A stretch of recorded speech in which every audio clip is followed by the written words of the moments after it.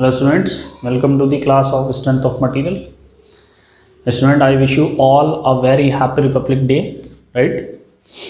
तो स्टूडेंट हमने last class में अपने जो कॉलम्स में मेनली सिलेंडरनेस रेशो के कॉन्सेप्ट्स को देख लिया था और सिलेंडरनेस रेशो का जो कॉन्सेप्ट्स है उसको भी हमने बहुत अच्छे से डिस्कस किया था कि सिलेंडरनेस रेशो जो होता है उसका क्या यूज़ है. Basically slenderness ratio is being used for comparison of different columns which are made of same material and having same cross sectional area, right? तो जो कॉलम्स की बेसिक्स जो हमारी थी हमने वो कंप्लीट कर ली थी. आज हम थोड़ा सा प्रैक्टिकल प्रॉब्लम्स को डिस्कस करेंगे जो कोर और कर्नल के नाम से जाना जाता है. उसको समझने के लिए आपको सारे कॉन्सेप्ट्स मालूम होना चाहिए. बेंडिंग का क्या कॉन्सेप्ट्स होता है, एक्सियल कंप्रेसिव स्ट्रेस का क्या कॉन्सेप्ट होता है, फिर मटेरियल प्रॉपर्टीज़ भी हमको मालूम होनी चाहिए कि कॉलम जो बेसिकली बनाए जाते हैं वो किस मटेरियल के बनाए जाते हैं, कि अगर ये डक्टाइल के होंगे तो क्या होगा, अगर ब्रिटल के होंगे तो क्या होगा. ब्रिटल के केस में कंप्रेसिव स्ट्रेंथ ज़्यादा होती है, उससे क्या एडवांटेज मिलते हैं. तो these are the aspects that we are going to discuss today's lecture, right. तो सबसे पहले हमें कोर का कॉन्सेप्ट देखना है. ये कोर है क्या? बेसिकली सर्कुलर क्रॉस सेक्शंस है, रेक्टेंगुलर क्रॉस सेक्शन है, उसमें कौन सा रूल चलता है, 1/4 रूल चलता है, 1/3 रूल चलता है. तो ये चीज़ें हमें डिस्कस करनी है, राइट. तो बच्चों कॉलम में लगभग जो हमारे बेसिक्स कंसेप्ट है जिससे 90% क्वेश्चन जो आते हैं चैप्टर से कंपटीशन में वो हम कवर कर चुके हैं. कुछ क्वेश्चन है 1/4, 1/3, 1 मिडिल रूल जो है वो मैं आज बता दूंगा. तो फाइनली ये जो चैप्टर है आज की डेट में ख़त्म हो जाएगा, राइट. क्लियर है. और फिर नेक्स्ट जो चैप्टर है वो हम स्ट्रेन एनर्जी पढ़ेंगे, डिफरेंट बार्स की, डिफरेंट बीम्स की. क्लियर है. डिफरेंट शाफ्ट्स की. तो उस केस में हम क्या स्ट्रेन एनर्जी कैलकुलेट करेंगे, ठीक है, वो सब चीज़ें हम डिस्कस करेंगे. तो हम क्या डिस्कस करेंगे आज, हमें कोर कॉन्सेप्ट डिस्कस करना है कि कोर बेसिकली क्या होता है. इसका दूसरा नाम कर्नल भी है, इसको कर्नल से भी जानते हैं. ये बेसिकली क्या है, कोर और कर्नल. देखो बच्चों क्या होता है, मेरी बात को अच्छे समझना. जैसे फॉर एग्जांपल मान लो एक कॉलम है आपका, ठीक, ये आपका एक कॉलम है. मैं बहुत धीरे धीरे पढ़ाऊंगा क्योंकि ये कॉन्सेप्ट इतना ज़्यादा इम्पॉर्टेंट है. अब तेज़ी से पढ़ाएंगे तो गायब हो जाएगा, ठीक. ये कॉलम है, हमें नहीं मालूम ये कौन सा लॉन्ग कॉलम है कि शॉर्ट कॉलम है. कर्नल जो है वो हर कॉलम में एप्लीकेबल होता है उसका कॉन्सेप्ट. तो फॉर एग्जांपल एल जो है इसकी एक्चुअल लेंथ हो गई कॉलम की. हम मान के चल रहे हैं कि जो क्रॉस सेक्शन है इस कॉलम का वो एक सर्कुलर क्रॉस सेक्शन है, ठीक है, वो एक सर्कुलर क्रॉस सेक्शन है. हमने ये माना. अब बेसिकली क्रॉस सेक्शन कहाँ दिखता है? वैसे यहाँ तो मुझे दिखाना नहीं चाहिए, सही तरीका नहीं है दिखाने का. सही तरीका या तो नीचे है या तो ऊपर है. ड्राइंग के हिसाब से हम नीचे दिखाते हैं बेसिकली, ठीक है. तो ये तरीका तो सही नहीं है क्योंकि कभी भी ड्राइंग के अंदर हैचिंग नहीं करते हम, उसको अलग से दिखाते हैं. तो स्टूडेंट ये क्या है, ये क्रॉस सेक्शन है, circular cross section. Let us suppose इसका डायमीटर कितना है, कैपिटल टी. ये बात समझ में आ गई, ठीक है. लेंथ क्या है आपकी कॉलम की, ये है. अब हम लोगों को इसमें क्या डिस्कस करना है मेनली, देखो फर्स्ट ऑफ ऑल हमें पहले इसके मटेरियल पे बात करनी चाहिए. ये जो कॉलम है ये किस मटेरियल का है. देखो कोई भी कॉलम होता है उस पर कौन सा लोड होता है, truly axial compressive load, right. Truly axial compressive load. तो P क्या है, यह है axial compressive load, axial compressive load. अब एक्सियल कंप्रेसिव लोड है, जैसे ही हमें लोड पता लगा कि इस नेचर का लोड है तो फिर हम मटेरियल में ये देखेंगे कि कौन सा मटेरियल ऐसा है जिसकी कंप्रेसिव स्ट्रेंथ बहुत ज़्यादा हो, जिसकी कंप्रेसिव स्ट्रेंथ बहुत ज़्यादा हो. तो मुझे मालूम है फॉर ब्रिटल मटेरियल,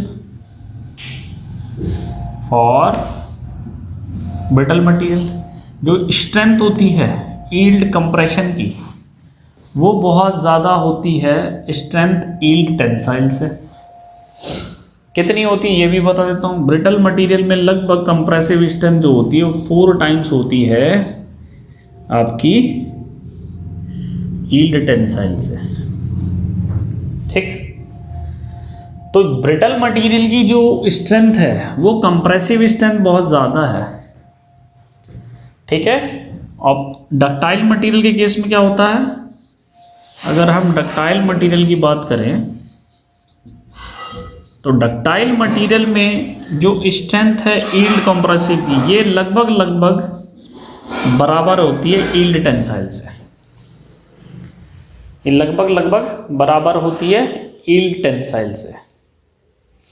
ठीक है, ब्रिटल मटेरियल के केस में ब्रिटल मटेरियल जो होता है वो फेल करता है आपका किस में, टेंशन में। मैंने बताया था वो फेल करता है टेंशन में, और जो डक्टाइल मटेरियल है वो फेल करता है शेयर में। तो डक्टाइल मटेरियल की बेसिकली जो सीक्वेंस होना चाहिए वो क्या होना चाहिए, वो आपका ये होना चाहिए कि ये वैल्यू इससे ज़्यादा रहती है, सबसे कम रहती है इसकी शेयर यील्ड स्ट्रेंथ। ठीक है, शेयर यील्ड स्ट्रेंथ। ठीक है, ऐसे ही ये दोनों वैल्यू ये इसमें रिलेशन होगा, ये ज़्यादा होती है। ठीक है, लेकिन यहाँ पर क्या होता है, बीच में शेयर होती है, शेयर ज़्यादा होती है टेंशन से। ठीक है, ये चीज़ें मैं आपको पढ़ा चुका हूँ। तो ब्रिटल मटेरियल किस में फील करता है, ब्रिटल मटेरियल जो है वो किस में फेल करेगा, ये फेल करता है, फेल्स ड्यू टू टेंशन। ठीक है, और जो डक्टाइल मटेरियल होता है, डक्टाइल मटेरियल फेल करता है बेसिकली शेयर में। ठीक है, ductile material fails due to shear. तो ये तो एक एस्पेक्ट हो गया। तो कहने का मतलब क्या है कि जब हमें दिख रहा है कि इस मेंबर पे कंप्रेसिव एक्सियल लोड है, एक्सियल कंप्रेसिव लोड है, तो मेरी टेंडेंसी होनी चाहिए कि ये ब्रिटल मटेरियल का हो, पहली बात। तो most of the column are made by the brittle material, first of all ये नोट करके पॉइंट आएगा। ठीक है, यहां नोट करके एक पॉइंट लिखेंगे कि columns, all columns are made by the brittle material. क्यों, क्योंकि because of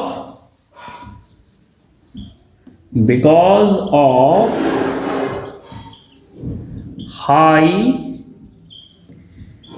compressive strength, because of high compressive strength।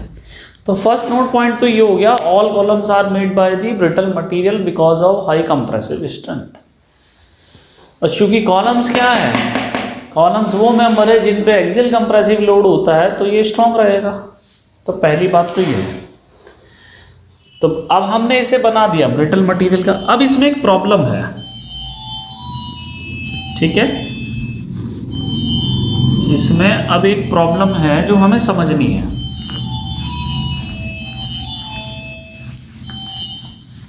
और क्या समझना है, देखो, चूंकि एक्सियल कंप्रेसिव लोड है, क्या है, एक्सियल कंप्रेसिव लोड है, ये हमारी एजम्पशन है कि ये क्या होना चाहिए, ये प्योर एक्सियल कंप्रेसिव लोड होना चाहिए। पर इन रियलिटी ऐसा नहीं होता, इन रियलिटी ऐसा नहीं होता। ठीक है, इन रियलिटी क्या होता है, देखो, ये हमारा क्रॉस सेक्शन है, इसको समझना है। लोड जो होता है वो कहां होता है, क्रॉस सेक्शन पे। ठीक, अब मेरे पास दो एक्सिस होती हैं क्रॉस सेक्शन की, एक होती है एक्स एक्सिस और एक होती है वाई एक्सिस। ठीक है, देखो अगर ये अब ट्रूली एक्सियल कंप्रेसिव लोड है तो इसको कहाँ होना चाहिए, यहाँ होना चाहिए। और मैंने आपको बताया कि जो लोड अंदर को होता है उसे कैसे दिखाते हैं, क्रॉस से दिखाते हैं। ये ऊपर से अंदर की ओर है, अगर बाहर लगा होता इसके डायरेक्शन ऊपर की ओर होती तो इसे पॉइंट से दिखाते हैं, क्रॉस से दिखाते हैं और इसमें एक सर्किल खींच देते हैं। ये नोटेशन होता है दिखाने का। पर इन रियलिटी ऐसा नहीं होता। इन रियलिटी लोड कहीं भी हो सकता है, यहाँ भी हो सकता है, यहाँ भी हो सकता है, यहाँ भी हो सकता है, यहाँ भी हो सकता है, यहाँ भी हो सकता है, कहीं भी हो सकता है प्रैक्टिकलिटी में। समझ में आ रही है बात?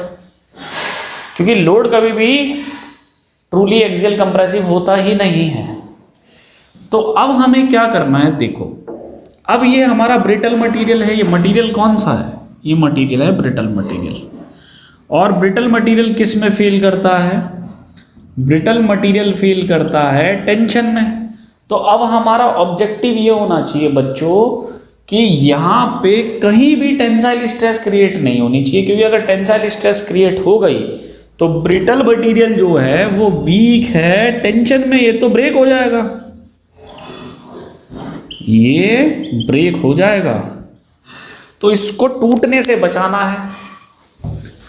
तो उसके लिए क्या करें, उसके लिए हम एनालिसिस करेंगे कि ऐसा हम क्या करें कि ब्रिटल मटेरियल पे टेंसाइल स्ट्रेस क्रिएट ना हो। ठीक, देखो उसके लिए क्या करना है। मैं मान के चलता हूं सपोज कि मेरा जो फोर्स है वो यहां नहीं है, सेंटर पे। अब मुझसे ये मत कहना है कि सर आपने सेंटर पे क्यों नहीं लगाया जब हम मान के चल रहे हैं ट्रूली एक्सियल कंप्रेसिव लोड। ये अजम्पशंस है हमारा, पर प्रैक्टिकल में ऐसा नहीं होता। अब हम बात कर रहे हैं रियलिटी की।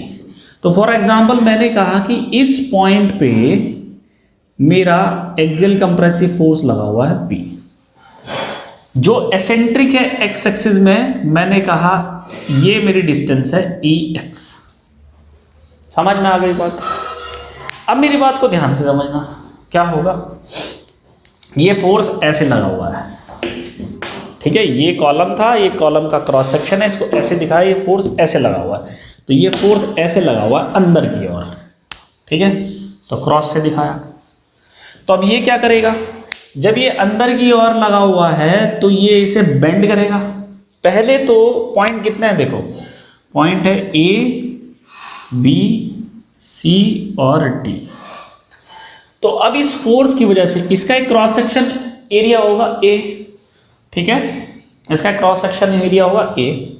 तो पहले इस फोर्स की वजह से चारों पॉइंट पे कौन सी स्ट्रेस क्रिएट होगी, कॉम्प्रेसिव स्ट्रेस, कॉम्प्रेसिव फोर्स है। तो इस फोर्स की वजह से चारों पॉइंट पे कॉम्प्रेसिव स्ट्रेस क्रिएट होगी, यानी कि यहां पर होगी सिग्मा C, यहां पर क्या होगी सिग्मा C, यहां क्या होगी सिग्मा C, और यहां क्या होगी सिग्मा C।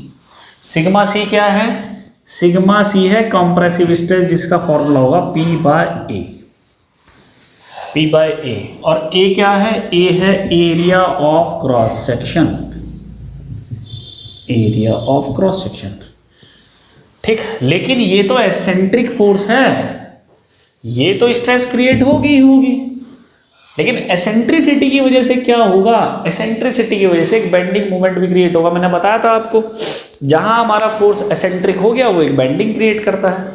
तो बेंडिंग किस एक्सिस के अबाउट होगी, बेंडिंग होगी वाई एक्सिस के अबाउट, ठीक है। ये इसको ऐसे बेंड करना चाहेगा, ऐसे बेंड करना चाहेगा, तो किस एक्सिस के अबाउट हो रही है, वाई एक्सिस के about.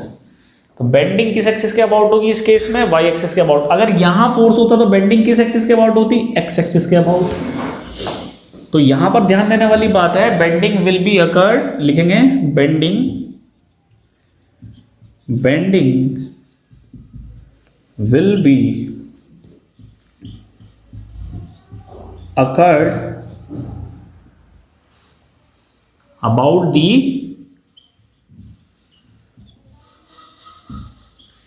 Y axis.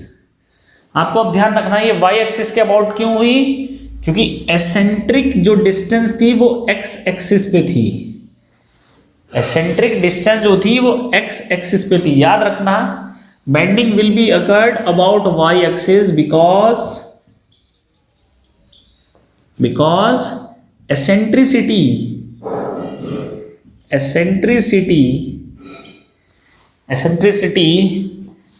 Will be, ऐसे लिखेंगे y axis because eccentricity is to be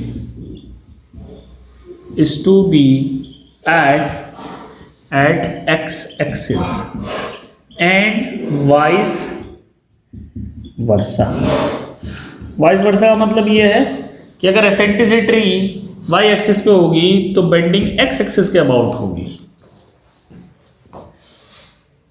clear है? बात समझ में आ रही है बच्चों? अगर एसेंट्रिसिटी मेरी x एक्सिस पे है तो बेंडिंग y एक्सिस के अबाउट होगी, और अगर एसेंट्रिसिटी मेरी y एक्सिस पे होगी तो बेंडिंग x एक्सिस के अबाउट होगी। तो एक मोमेंट क्रिएट होगा, बिल्कुल क्रिएट होगा। अब देखो मजेदार गेम क्या है। मजेदार गेम ये है कि अब देखो जब बेंडिंग होगी तो कैसे होगी? बेंडिंग होगी कुछ इस तरह से, ये मोमेंट क्रिएट होगा, y एक्सिस के अबाउट हो रही है तो कितना आ जाएगा? ये आ जाएगा p इंटू ई एक्स। एम वाई का मतलब क्या है? y एक्सिस के अबाउट। ठीक, तो मोमेंट कितना आ जाएगा y एक्सिस के अबाउट? कितना हो जाएगा? p इंटू परपेंडिकुलर डिस्टेंस कितनी है? ई एक्स। ठीक है, अब देखो जब बेंडिंग इधर होगी इस तरह से तो ये जो पूरा सेक्शन है राइट साइड वाला, ये कंप्रेसिव स्ट्रेस क्रिएट करेगा बेंडिंग की, और जो इधर वाला सेक्शन है ये टेंसाइल स्ट्रेस क्रिएट करेगा। क्योंकि जब बेंडिंग इधर होगी तो ये वाला जो पोर्शन होगा हाफ सर्किल, ये किस में रहेगा? कंप्रेशन में, और ये किस में रहेगा? टेंशन में। ऐसा ही होता है बेंडिंग स्ट्रेस में। क्या होता है? कंप्रेसिव और टेंसाइल दोनों तरीके की स्ट्रेस क्रिएट होती है। तो अब होगा क्या? देखो समझने की बात यह है कि डी पॉइंट पे और बी पॉइंट पे क्या बेंडिंग स्ट्रेस होगी? नहीं, क्योंकि ये तो न्यूट्रल एक्सिस है। जब बेंडिंग इस एक्सिस के अबाउट हो रही है तो ये तो सेंटर पे आ रहा है, तो बी और डी ये क्या है? ये न्यूट्रल एक्सिस है, ये न्यूट्रल एक्सिस है, और न्यूट्रल एक्सिस पे बेंडिंग स्ट्रेस हो गई नहीं, तो यहां पर बेंडिंग स्ट्रेस क्या होगी? जीरो। यहां पे भी बेंडिंग स्ट्रेस क्या होगी? जीरो। सी पॉइंट पे जो बेंडिंग स्ट्रेस है वो क्या होगी? देखो एक तो कॉम्प्रेसिव स्ट्रेस है फोर्स की वजह से ये, ठीक है, चूंकि कॉम्प्रेसिव होगी, सी पॉइंट पे कॉम्प्रेसिव होगी तो कॉम्प्रेसिव यानी नेगेटिव, तो नेगेटिव के बेंडिंग स्ट्रेस। क्लियर हो रही बात? ठीक है, ऐसे ए पॉइंट पे क्या होगी? ये तो लगी रही है आपकी सिग्मा सी, चूंकि यहाँ टेंसाइल होगी, कॉम्प्रेसिव टेंसाइल होगी बेंडिंग की वजह से, बेंडिंग की वजह से यहाँ टेंसाइल होगी, तो plus sigma P, plus sigma P. Clear हो रही है बात? पॉइंट क्लियर है बच्चों? ठीक है, ये हमें समझ में आ रही है बात। अब देखो अगर हमें साइन के साथ लेना है तो ज़्यादा बढ़िया है, साइन के साथ लोगे तो ज़्यादा अच्छा रहेगा। देखो चूंकि ये न्यूट्रल एक्सिस हो गई, ठीक है, कॉम्प्रेसिव जो है उसका तो नेचर लिख लो या फिर नेगेटिव के साथ दिखा दो तो ज़्यादा फायदा है। देखो बी पे क्या होगा? बी पे होगा माइनस सिग्मा सी, कॉम्प्रेसिव का कैसा नेचर? माइनस। डी पे क्या होगा? माइनस सिग्मा सी, इसकी वजह से। सी पे क्या होगा? सी पे होगा माइनस सिग्मा सी, और ए पे कितना होगा? Minus sigma C. ये तो इस फोर्स की वजह से है, बेंडिंग मोमेंट की वजह से बेंडिंग स्ट्रेस क्रिएट होगी। बी और डी हो गई न्यूट्रल एक्सिस, उस पर हमारी बेंडिंग स्ट्रेसेस नहीं होगी, तो प्लस जीरो प्लस जीरो। चूंकि सी पॉइंट पे बेंडिंग की वजह से कंप्रेसिव स्ट्रेस क्रिएट होगी तो हम लिखेंगे माइनस सिग्मा पी, और ऐसे ही ए पॉइंट पे बेंडिंग की वजह से टेंसाइल स्ट्रेस क्रिएट होगी तो हम लिखेंगे प्लस सिग्मा पी। अब देखो ध्यान से, डी पॉइंट पे क्या है मेरी? माइनस सिग्मा सी, तो क्या होगी? Pure compressive stress, pure compressive stress. ठीक, बी पॉइंट को चेक करूं तो बी पॉइंट पे भी क्या है, माइनस सिग्मा सी, ये भी है आपकी प्योर कंप्रेसिव स्ट्रेस। चेक करते हैं पॉइंट सी को। सी पॉइंट पे क्या है, सी पॉइंट पे क्या है, सी पॉइंट पे है माइनस सिग्मा सी और माइनस सिग्मा बी। अब माइनस सिग्मा सी और माइनस सिग्मा बी क्या है, वो भी कंप्रेसिव है, तो ये भी आ गई प्योर कंप्रेसिव स्ट्रेस। प्रॉब्लम ए पॉइंट पे है, प्रॉब्लम कहाँ है, ए पॉइंट पे है। ए पॉइंट पे स्ट्रेस क्या है, minus sigma C plus sigma B. अब यहां पर क्या प्रॉब्लम है कि ये तो कंप्रेसिव है लेकिन ये टेंसाइल है, तो ऐसा हो सकता है कि अगर, ध्यान से समझना बच्चों, अब यहां ए पॉइंट पे डिस्कशन है सारा, यहां तो कोई प्रॉब्लम ही नहीं है, यहां कोई प्रॉब्लम नहीं है, प्रॉब्लम यहां है, इस पॉइंट पे प्रॉब्लम है। इस पॉइंट में क्या प्रॉब्लम है देखो,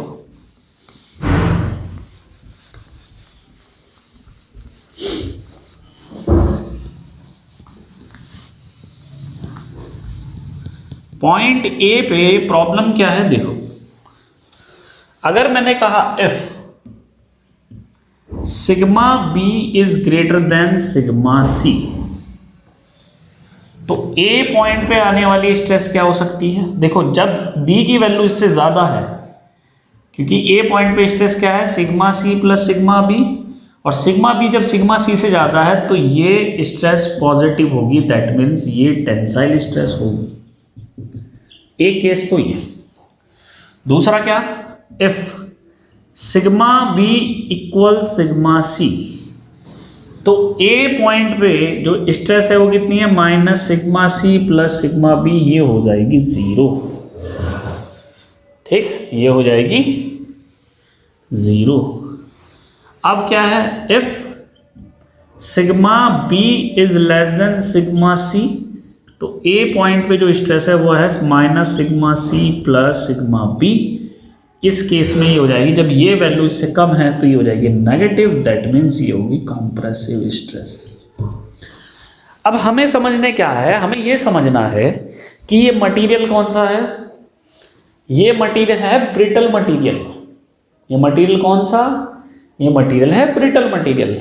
हमें क्या अवॉइड करना है, टेंसाइल स्ट्रेस अवॉइड करनी है। इन दोनों पॉइंट पे क्या स्ट्रेस है, कंप्रेसिव, इस पे भी क्या है, प्योर कंप्रेसिव। इस पे टेंसाइल स्ट्रेस आ सकती है कब, जब सिग्मा बी की वैल्यू सिग्मा सी से ज्यादा होगी तो टेंसाइल स्ट्रेस आएगी, तो टेंसाइल स्ट्रेस आएगी। तो सिग्मा बी की वैल्यू सिग्मा सी से कब ज्यादा होगी, जब ज्यादा एसेंट्रिसिटी होगी, जब ज्यादा बेंडिंग स्ट्रेस क्रिएट होगी। कहने का मतलब है कि ये फोर्स जितना ज्यादा एसेंट्रिक होगा या ऑफसेट होगा, उतनी इसकी टेंडेंसी ज्यादा होगी होने की, क्योंकि बेंडिंग स्ट्रेस किस पे डिपेंड कर रही है, मूवमेंट पे। मूवमेंट अगर ज्यादा आएगा तो बेंडिंग स्ट्रेस ज्यादा आएगी। तो मूवमेंट अगर ज्यादा है, मूवमेंट कब ज्यादा होगा, जब ये P ज्यादा ऑफसेट होगा। जब ये P ज्यादा ऑफसेट होगा तो पहली बात तो यह है कि इस P को हम ज्यादा कॉर्नर पे नहीं ले जाएंगे। पहला हमें ये बात समझ में आया कि जो फोर्स लग रहा है, एक्सियल कंप्रेसिव फोर्स, उसकी जो लाइन ऑफ एक्शन होगी वो बाहर की तरफ नहीं होनी चाहिए। ये जितना सेंटर के पास रहे उतना अच्छा, क्योंकि जितना ये सेंटर के पास रहेगा उतना कम मूवमेंट क्रिएट होगा, जितना कम मूवमेंट क्रिएट होगा उतनी कम मेरी बेंडिंग स्ट्रेस क्रिएट होगी। तो जितनी मेरी कम बेंडिंग स्ट्रेस क्रिएट होगी उतने ज्यादा चांसेस होंगे ए पॉइंट पे कंप्रेसिव स्ट्रेस होने के। ये बात हमें समझ में आ गई।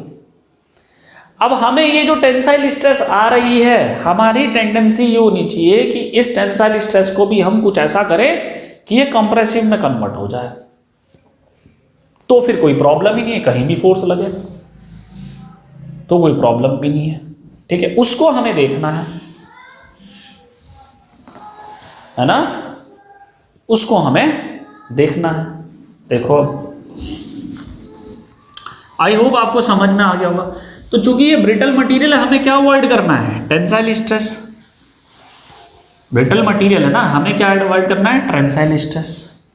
ठीक है, तो अब ये जो कंडीशन है पॉइंट ए पे देखो, अगर मैं कहूं if sigma C plus sigma B की वैल्यू, ये जो ए पे आने वाली स्ट्रेस है ये है, इसकी वैल्यू मुझे क्या नहीं चाहिए, पॉजिटिव नहीं चाहिए, क्योंकि पॉजिटिव होगी तो टेंसाइल हो जाएगी। तो this value must be greater than, this value must be less than equal to 0, this value must be less than equal to 0। अगर ऐसा है तो ए पॉइंट पे कभी भी टेंसाइल स्ट्रेस क्रिएट नहीं होगी। क्लियर है? तो अब क्या करें, इस वैल्यू को हम सॉल्व करेंगे। ये वैल्यू कितना हो जाएगा, sigma B less than equal to sigma C, sigma B less than equal to sigma C. ठीक है, अच्छा अब सिग्मा बी क्या होगा, सिग्मा बी होगा m अपॉन जेड, यही तो होता है, less than equal to sigma C क्या है, p by A, p by A. ठीक है, p बाय ए। तो अब m कितना होगा, m होगा p इंटू ई एक्स, एसेंट्रिसिटी, ई एक्स क्या है, एसेंट्रिसिटी। z क्या होगा, z होता है आपका पोलर, सॉरी पोलर कह रहा हूं, ये क्या है, सेक्शन ऑफ मॉडुलस। ठीक है, तो सेक्शन ऑफ मॉडुलस है वो कितना होता है, किसका, इसका, ये होता है सर्कुलर से, ये सर्कुलर क्रॉस सेक्शन है ना, तो सेक्शन ऑफ मॉडुलस इसका कितना होगा, पाई, सेक्शन ऑफ मॉडुलस की वैल्यू क्या होती है, आई अपॉन वाई। ठीक है, तो ये होता है पाई डी की क्यूब अपॉन कितना होता है 32। ये आ गया हमारा सेक्शन ऑफ मॉडुलस। ये क्या होगा, less than equal to P upon area कितना होता है, पाई बाय 4 डी स्क्वायर। ठीक है, तो P से P कैंसिल आउट हो गया। ठीक है, 4 से 32 कैंसिल आउट किया तो आया 8, पाई से पाई कैंसिल आउट हुआ और एक डी स्क्वायर से डी स्क्वायर कैंसिल आउट हो, तो यहां बचा d। तो ये d ऊपर चला गया, 8 इधर आया, तो ये कितनी आ जाएगी, ये आ जाएगी 8 into E x divide by d less than equal to 1। Clear है, लेस देन इक्वल टू 1। तो ये वैल्यू कितनी आई, ये वैल्यू कितनी आई, e x less than equal to d upon 8, less than equal to d upon 8, less than equal to d upon 8। तो ये इक्वेशन हमारे पास आ गई। हमारे पास कौन सी इक्वेशन आई, ये इक्वेशन आई।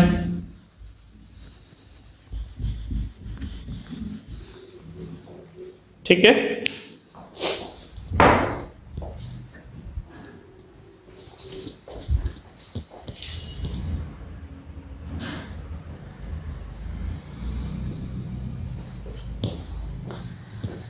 अब इसका क्या मतलब है, ये क्या है, एसेंट्रिसिटी,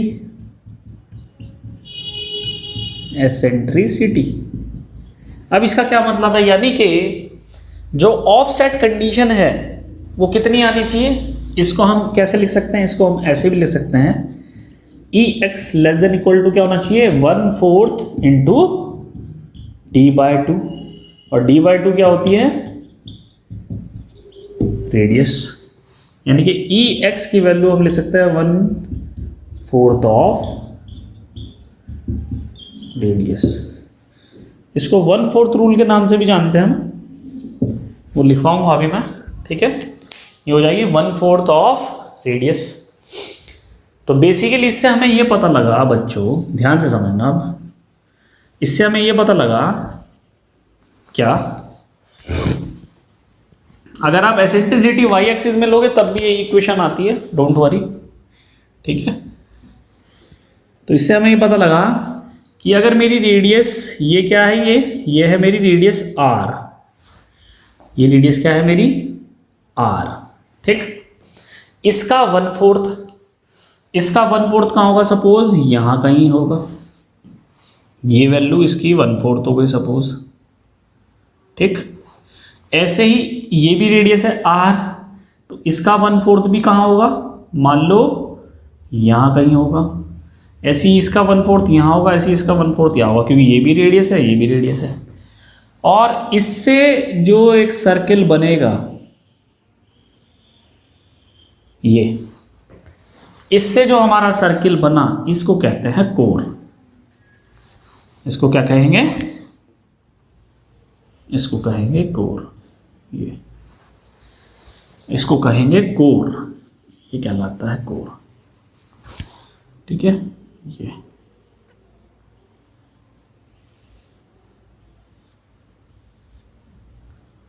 ये है हमारा कोर।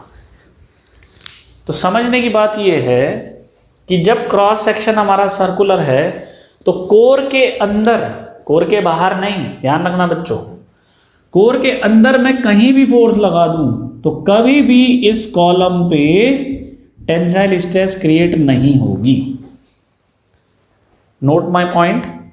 कोर के अंदर कहीं भी हम स्ट्रेस लगाएं, सॉरी फोर्स लगाएं, स्ट्रेस नहीं, कहीं भी हम फोर्स को अप्लाई करें तो कभी भी इस क्रॉस सेक्शन पे टेंसाइल स्ट्रेस क्रिएट नहीं होगी।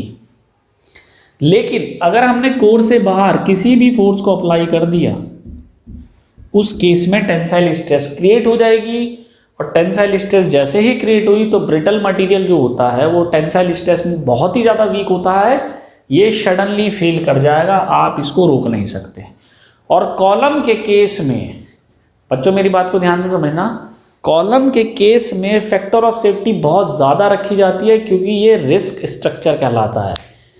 कोई भी बिल्डिंग होती है वो कॉलम पे ही टिकी होती है, अगर कॉलम फेल कर गया तो पूरी बिल्डिंग कोलैप्स हो जाएगी। यहाँ पर रिस्क बहुत ज़्यादा होता है, इसीलिए हम कोर के अंदर ही अपना लोड लगाते हैं। पहले फाउंडेशन तैयार कराई जाती है कोर की, फिर उसमें लोड लगता है। बाहर तो सिर्फ आपको दिखाई देगा एक सर्कुलर, एक्चुअली लोड वहां पर नहीं होगा, लोड अंदर होता है। समझ में आ गई मेरी बात? क्लियर है? तो कोर क्या है? बेसिकली कोर एक ऐसा एरिया है क्रॉस सेक्शन पर जिसके अंदर अगर फोर्स हमारा एक्ट कर रहा है तो उस क्रॉस सेक्शन पर कभी भी कहीं भी कोई भी टेंसाइल स्ट्रेस क्रिएट नहीं होगी।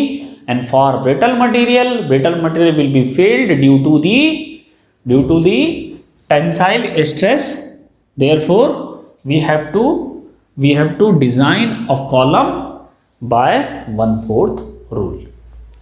क्लियर हो रही है बात? ठीक है, इसको हम थोड़ा सा और डिस्कस करेंगे। ये क्या कहलाता है? ये कहलाता है 1/4 rule of column. 1/4 rule of column कब होता है ये 1/4 रूल? ये 1/4 किस में आ रहा है? ये 1/4 आ रहा है जब आपका क्रॉस सेक्शन क्या है? जब आपका क्रॉस सेक्शन क्या है? सर्कुलर। क्लियर हो रही बात? जब आपका क्रॉस सेक्शन क्या है? सर्कुलर। ठीक है, तो इसमें अब हम कुछ लिख लेते हैं ताकि हमें चीजें याद रहें। ठीक है, देखो सबसे पहले, अच्छा area of core, core area निकालते हैं पहले हम। कोर एरिया क्या होगा? देखो कोर एरिया क्या होना चाहिए? ये होना चाहिए पाई कोर रेडियस का स्क्वायर, पाई आर स्क्वायर, यही तो होना चाहिए कोर रेडियस। और कोर रेडियस कितनी है बताओ? कोर रेडियस है 1/4 ऑफ आर। यही तो 1/4 रूल है। कोर रेडियस हमारी कितनी है?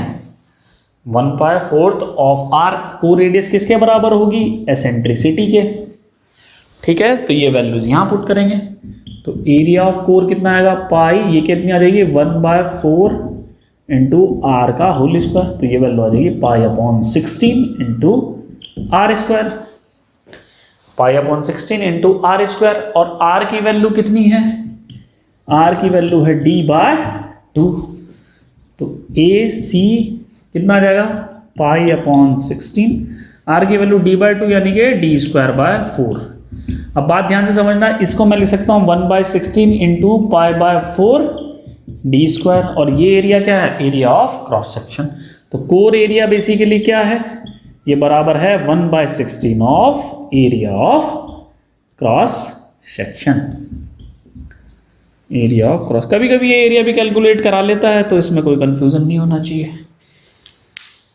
Area of core is what? Area of core equals 1/16 of area of cross section, ठीक है। और रेडियस ऑफ कोर कितनी है? रेडियस ऑफ कोर है 1/4 of radius of cross section, ठीक है। And this has to be calculated with the help of 1/4 rule of column theory. Clear है? तो आई होप आपको कोर का कंसेप्ट क्लियर हुआ होगा। इसे कर्नल भी कहते हैं, कोर भी कहते हैं, ठीक है।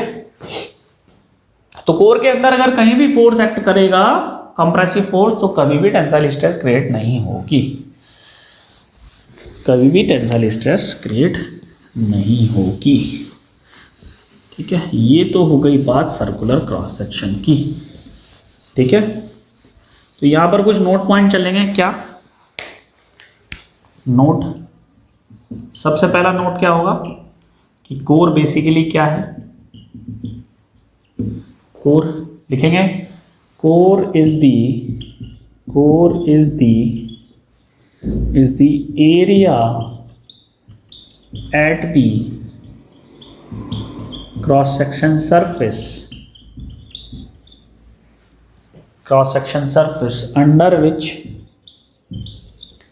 under which any force, any compressive force acts will not be, comma करके लिखेंगे, will not be created tensile stress over the cross section surface. What is core? Core is the area at the cross section surface, ठीक है, under which any compressive force acts will not be created tensile stress over the cross section, ठीक है। ये हो गया हमारा core, पहली बात, ठीक है। सेकंड क्या है? सेकंड पॉइंट क्या होगा? If area of cross section is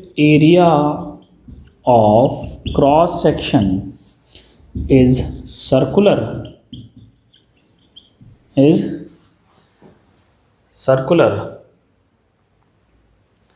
area नहीं, if shape, not area, if shape of cross section is circular, then core radius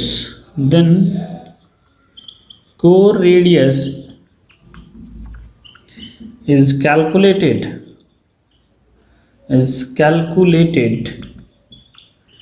by the 1/4 rule. Core radius is calculated by the 1/4 rule, and core radius will be RC is equal to 1/4 of R, where R is the radius of cross section.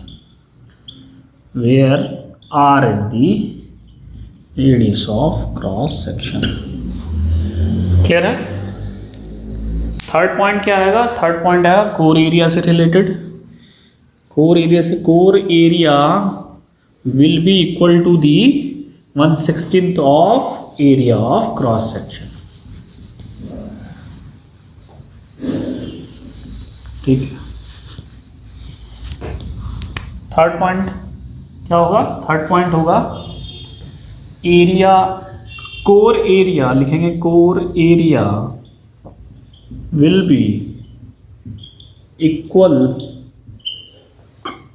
To the 1/16 of area of cross section, simple, ठीक है।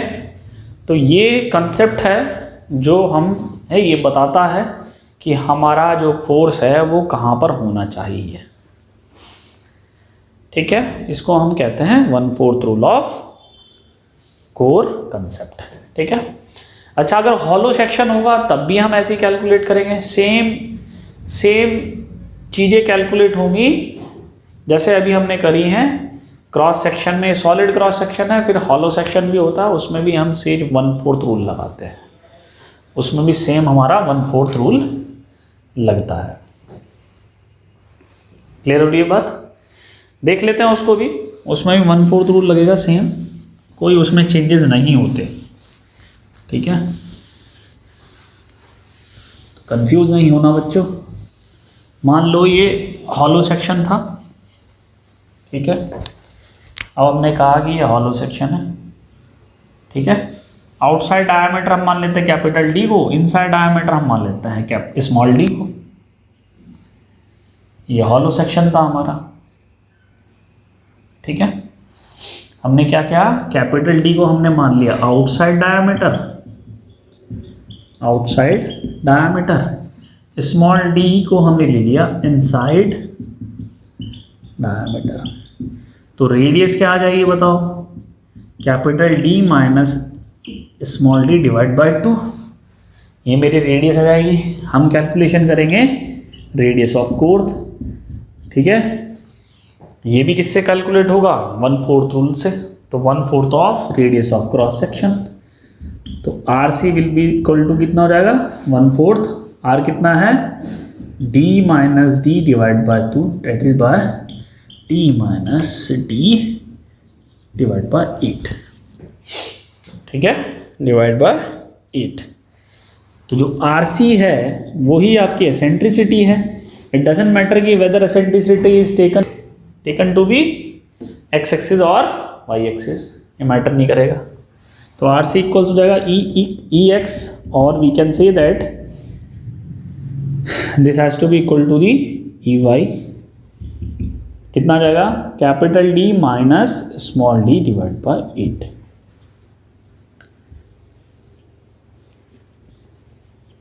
ठीक है, तो R C जो है वो ई x हो चाहे ई वाई हो, मेरी बात को ध्यान से सुनना, आर सी जो है ई एक्स हो चाहे ई वाई हो, दोनों वैल्यू रहेंगी बराबर, जिसकी वैल्यू होगी D minus d divide by 8, D minus small D basically. ठीक, ऐसे ही हम कैलकुलेट क्या कर सकते हैं, area of core. Area of core क्या होगा, पहले एरिया ऑफ क्रॉस सेक्शन कितना होगा, एरिया ऑफ क्रॉस सेक्शन कितना होगा, देखो ये आ जाएगा π/4 D square minus small D square, ये एरिया ऑफ कोर वो सॉरी क्रॉस सेक्शन आएगा। एरिया ऑफ कोर क्या होगा, एरिया ऑफ कोर है आपका π/r², यही तो होगा। और आर सी की वैल्यू क्या है, आर सी की वैल्यू ये है, तो पाई इंटू कितना हो जाएगा, डी माइनस डी का होल स्क्वायर डिवाइड बाय 8²। समझ में आ रही है बात, ये वैल्यू आ जाएगी।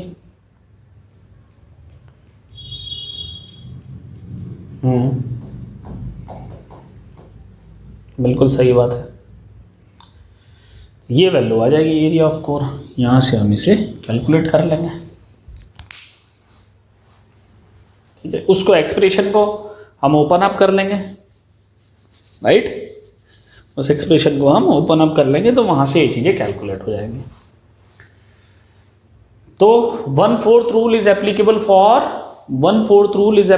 For solid circular section as well as the hollow circular section. ठीक है, ये नोट पॉइंट करके लिख लेंगे चाहे, ठीक है। ऑनली लगा दोगे तो ज़्यादा बढ़िया रहेगा, क्योंकि ये रेक्टेंगुलर क्रॉस सेक्शन में 1/4 रूल नहीं चलता, उसमें 1/3 रूल चलता है। ठीक है, यहाँ चाहे नोट करके लिख सकते हैं आप क्या, कि 1/4 rule of core is only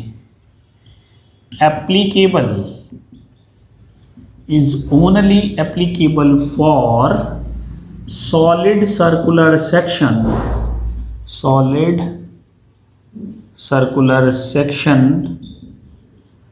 as well as hollow circular section। समझ में आ गई बात। जो रेक्टेंगल होता है उसको भी मैं अभी करके दिखाऊंगा, उसमें चलता है 1/3 रूल। ठीक है, उसमें चलता है 1/3 रूल, उसको भी देखेंगे। उसको कैसे कैलकुलेट करना है, same procedure will be followed, right.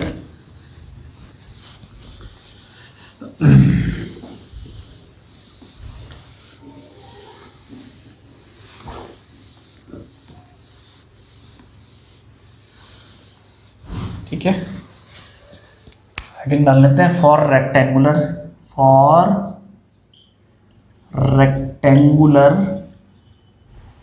Cross section.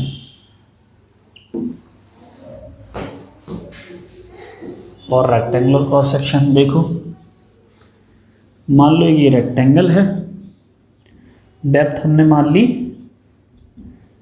d और विड्थ हमने मान ली b।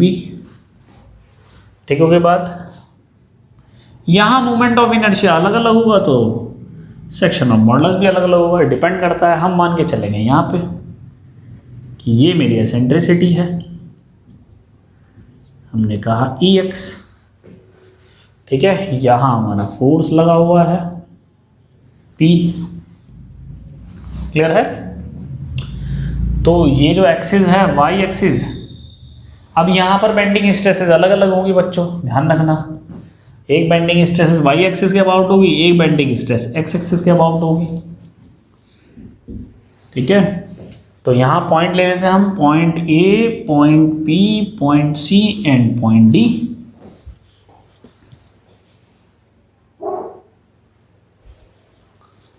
ठीक है, ये हमने पॉइंट ले लिया। अब तो जब हमने ये पॉइंट ले लिया, अब हमें प्रोसीजर वही सेम फॉलो करना है जो हमने पीछे किया है।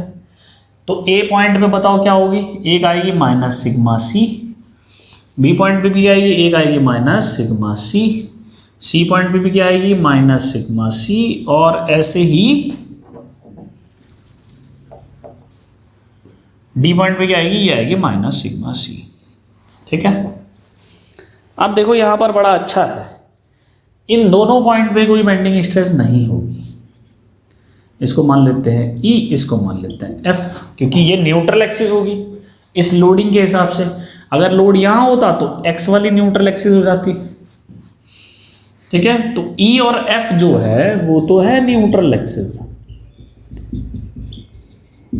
वो क्या है, न्यूट्रल एक्सिस। क्लियर हो गई बात। तो मैं टाइम वेस्ट नहीं करूंगा, मैं इसको डायरेक्टली करूंगा। देखो अब यहां पर एक बेंडिंग स्ट्रेस क्रिएट होगी, किसकी वजह से, एक बेंडिंग मोमेंट की वजह से। बेंडिंग मोमेंट होगा my कितना हो जाएगा, ये हो जाएगा P इंटू EX। क्लियर है। तो y एक्सिस के अबाउट बेंडिंग क्रिएट हो रही है, तो ये जो फेस है ये कंप्रेशन में रहेगा, ये फेस जो है वो टेंशन में रहेगा।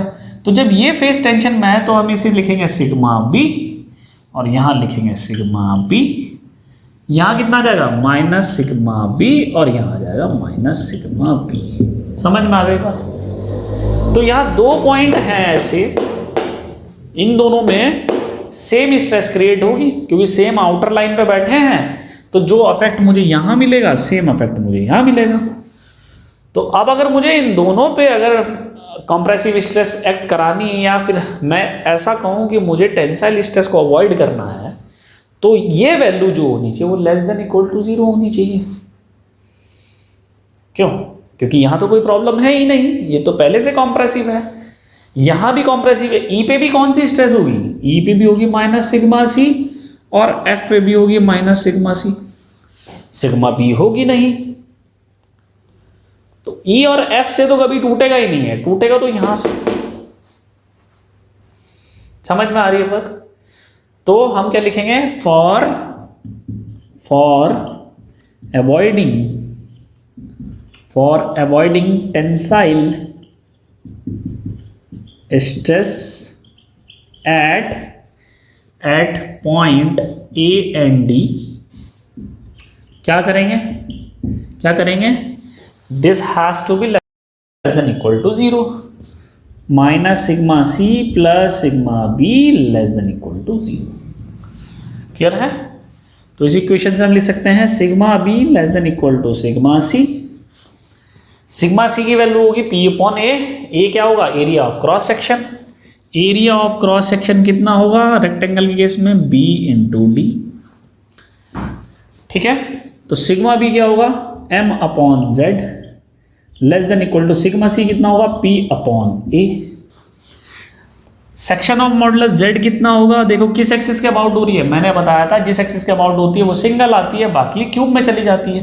तो इस एक्सिस के अबाउट बेंडिंग आ रही है, तो ये जो लेंथ होगी ये सिंगल आएगी, तो d, और बची कौन सी b, तो d b की क्यूब अपॉन 12, ठीक है, इंटू 2 कितना होगा, देखो y किस में होगा, अब यहां पर देखो y, z होता क्या है, z होता है i अपॉन y क्या होगा इस केस में बताओ, है बच्चों, y क्या होगा इस केस में, y होगा b/2, y क्या होगा b/2, क्योंकि ये न्यूट्रल एक्सिस है, ये टॉप फाइबर हो गया, इसके लिए बॉटम फाइबर हो गया, सिंपल सी बात है। तो i की वैल्यू कितनी हो जाएगी, डी बी की क्यूब अपॉन 12 और y हो जाएगा b/2, तो that means D B square upon 6, B D square नहीं, D B square upon 6।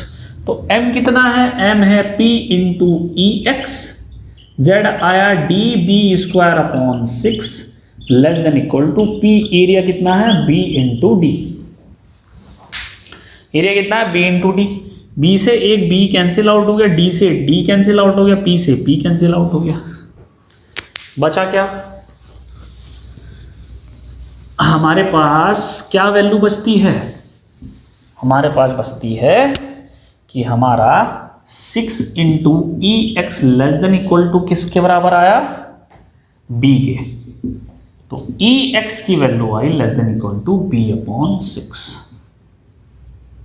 Less than equal to b upon 6, E X आया मेरा less than equal to b upon 6, और इस b upon 6 को हम क्या लिख सकते हैं, 1/3 ऑफ b/2, ई एक्स को हम लिख सकते हैं 1/3 ऑफ b/2, और b/2 क्या है, यहां से लेके यहां तक की डिस्टेंस, अब ये रेडियस तो होगी नहीं क्योंकि सर्कल तो है नहीं, तो ये 1/3 रूल कहलाया, ये क्या कहलाया, 1/3 रूल, और 1/3 रूल किसके लिए होता है, वो होता है आपका रेक्टेंगल के लिए। तो eccentricity can be calculated by the 1/3 rule when we are talking about the rectangular cross section, clear रही बात, ठीक है, या फिर हम ये कहें कि for rectangular section eccentricity of that section can be calculated by the 1/3 rule of core, clear है, and 1/4 rule of core is applicable for only solid circular section and hollow circular section, and whenever we want to calculate the eccentricity of rectangular cross section we have to use the 1/3 rule of core, clear है, तो ये point मेरे हिसाब से आपको clear हो गया। ऐसे ही we can calculate the area of core for the rectangular cross section, क्या होगा area of core, area of core क्या होगा, अच्छा देखो एक चीज हो रहा है, अब ये 1/3 यहां से जाएगी, 1/3 ऊपर से भी जाएगी, 1/3 नीचे से भी जाएगी, तो ये बनेगा क्या, इसको भी देख लेते हैं, ठीक है, ये भी बड़ा देखना इंपॉर्टेंट है। हमने कहा कि 1/3 ये पॉइंट था, 1/3 ये पॉइंट था, 1/3 ये पॉइंट था, 1/3 ये पॉइंट था, ये बच्चों बनता है रोम्बस, ये क्या बनता है, ये बनता है रोम्बस। तो रेक्टेंगल, ये क्वेश्चन आ जाता है कि जो शेप होती है कोर की किसमें, रेक्टेंगुलर क्रॉस सेक्शन में, वो कौन सी होती है, तो वो होता है रोम्बस, ये बात ध्यान रखना आप, ठीक है, ये होता है रोम्बस,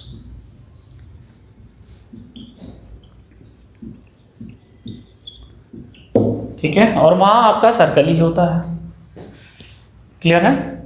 तो 1/3 रूल जो होगा वो सिर्फ एप्लीकेबल होगा for rectangular cross section and the shape of core is called rhombus, clear है, ठीक है। Area of rhombus can be calculated, हमारे पास डायमेंशन है, ठीक है, उस डायमेंशन से हम एरिया इसका कैलकुलेट कर सकते हैं, ठीक है। अब रोम्बस है तो ये डायमेंशन क्या होंगी, बराबर होंगी सारी, ठीक है। रोम्बस का एरिया कितना होगा, 1/2 इंटू क्या होगा, साइड्स ऑफ रोम्बस, या फिर डायगोनल, देखो डायगोनल का प्रोडक्ट इंटू 1/2 ये एरिया होता है, तो ये डायगोनल हुआ, इसके लिए ये डायगोनल हुआ, तो अब ये कितना है, ये 1/3 ऑफ b/2 यानी कि b/6, और ये b/6 ये हुआ b/3, या d बाय थर्ड, तो 1/2 into v by third into d by third. Simple सी बात है। तो एरिया ऑफ कोर यानी कि वो रोम्बस है, कितना होगा, half into product of its diagonal, ये भी तो हम कह सकते हैं प्रोडक्ट ऑफ इट्स डायगोनल। और डायगोनल क्या है, डायगोनल आ रहा है हाफ इंटू, कितना है डायगोनल देखो, हाफ, ये भी क्या है डायगोनल, ये भी क्या है डायगोनल, तो हाफ इंटू डायगोनल कितना है b बाय थर्ड, और इधर से कितना है d बाय थर्ड, तो ये कितना आ जाएगा, ये आ जाएगा 1/18 of b into D, where b into D is the area of cross section. तो एरिया ऑफ कोर कितना आया, 1/18 of area of cross section. ध्यान रखेंगे आप, ठीक है, ये चीज हमें ध्यान रखनी है, ये चीज हमें ध्यान रखनी है। तो इसमें नोट पॉइंट क्या होगा, पहला नोट पॉइंट क्या होगा कि what will be the shape of core in case of rectangular cross section, shape of the core in case of rectangular cross section will be rhombus, and the area of rhombus can be calculated by this formula which is 1/2 into product of its diagonal, and product of its diagonal क्या होगा, b by 3 into d by 3 in this case। clear है। and third point which is very important here, 1/3 rule is only applicable for the rectangular cross section। ठीक है, तो ये आपके 3 point होंगे जो आप इसमें नोट डाउन कर सकते हैं। क्लियर है। तो तीनों के तीनों पॉइंट हम स्टेप बाय स्टेप लिख लेते हैं। और यहां आपका कॉलम वाला जो चैप्टर है वो ऑलमोस्ट कंप्लीट हो जाता है। कोई कॉन्सेप्ट कॉलम का ऐसा नहीं है जो हमने डिस्कस नहीं किया। यहाँ पे सारे concepts have been discussed, right. देखो, तो यहाँ पर नोट पॉइंट लिख लेते हैं, इनको क्यों छोड़े फिर, है ना। तो लिखेंगे द शेप, पहला पॉइंट आ जाएगा the shape of core in case of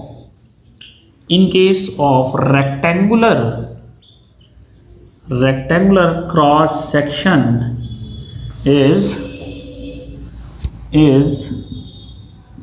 rhombus। ध्यान रखेंगे बच्चों, क्या है, rhombus। पहला point. what will be the second point? second point is the 1/3 rule, या ऐसे भी कह सकते हैं रेडियस ऑफ कोर। रेडियस तो नहीं कहेंगे, एसेंट्रिसिटी कहेंगे, क्योंकि ये एक सर्कल तो है नहीं। बोलेंगे eccentricity of core can be calculated तो नहीं आएगा, यूनिवर्सल स्टेटमेंट है। eccentricity of core is to be calculated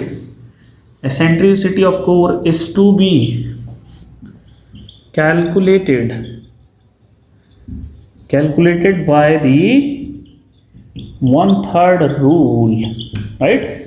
and the last one is the area of core, यानी कि area of rhombus can be calculated by the formula 1/2 into product of its diagonal which is equal to the 1/18 of area of cross section। ठीक है, लिख सकते हैं यहाँ पे area of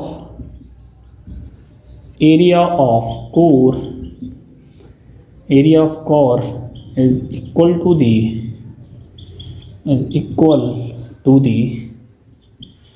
1/18 of area of cross section। ठीक है, area of cross section। तो these are the formula that you will have to memorize, right।